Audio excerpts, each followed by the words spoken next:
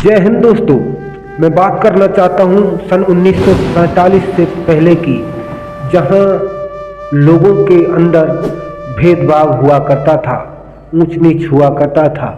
उस समय के ज़माने में लोगों के अंदर क्या प्रेरणा रही होगी, क्या दरियादिली रही होगी, क्या भेदभाव, क्या मानसिकता रही होगी। चलते हैं उस दौर में जहाँ महिलाओं को अपना स्तन ढकने का अधिकार नहीं था और पिछड़ी जातियों के, आदिवासी दलित पिछड़े लोगों को पानी पीने का अधिकार नहीं था।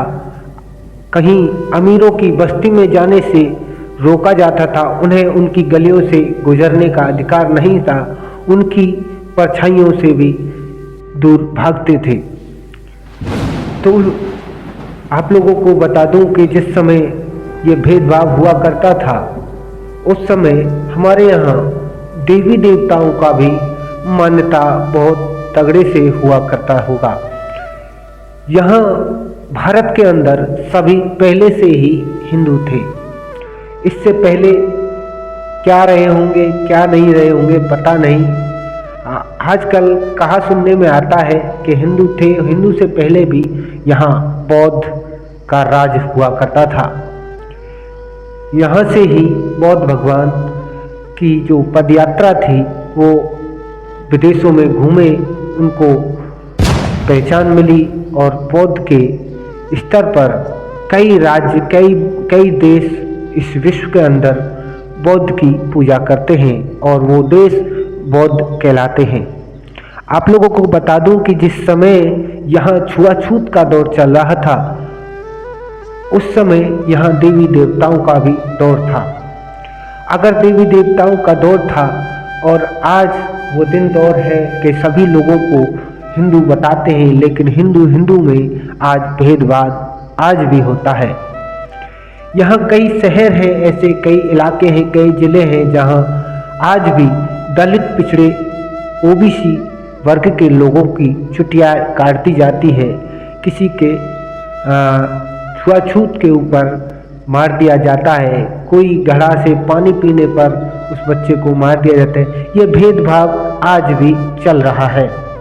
आप लोगों को बता दूं, ये भेदभाव सदियों पुराना ये भेदभाव रहा है और इस भेदभाव के चलते उस समय सन 1947 से पहले ये सारे भेदभाव हुए। दलित पिछड़े आदिवासी लोगों को पानी पीने का अधिकार नहीं था उस समय। तो एक सूर्य की किरण हमारे देश में प्रकट हुई, जिसका नाम डॉक्टर भीमराव अंबेडकर था।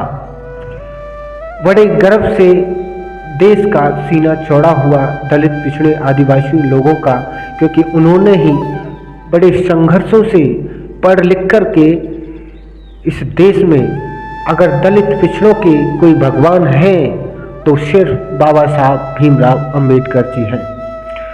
उन्होंने ही महार तालाब में सबसे पहले पानी पीने का अधिकार बाबा साहब ने दिलवाया।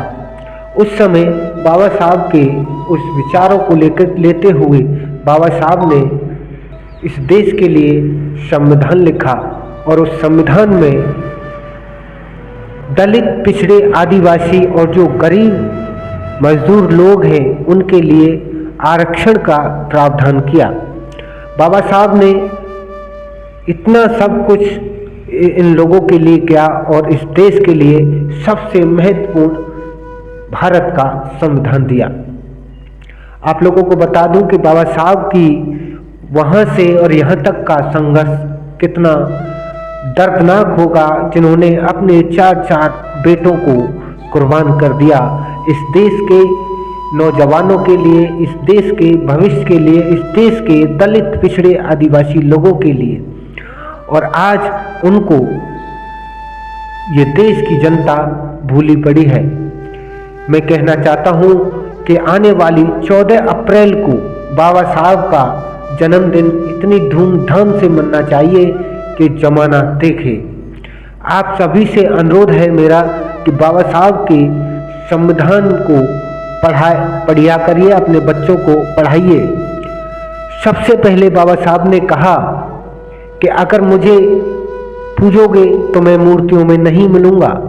बाबा साहब ने कहा था मेरा गुणगान गाने से बच्चे शिक्षित नहीं होंगे। अगर मुझे ढूंढना है, मुझे पाना है, मेरे विचारों पर चलना है तो आप अपने बच्चों को अच्छे शिक्षा दीजिए, अच्छे स्कूल में पढ़ाइए। आप चाहे एक वक्त की रोटी कम खा लें, लेकिन बच्चों को अवश्य पढ़ाएं। जय भीम, जय हिंद, जय संविधान, वंदे मातरम।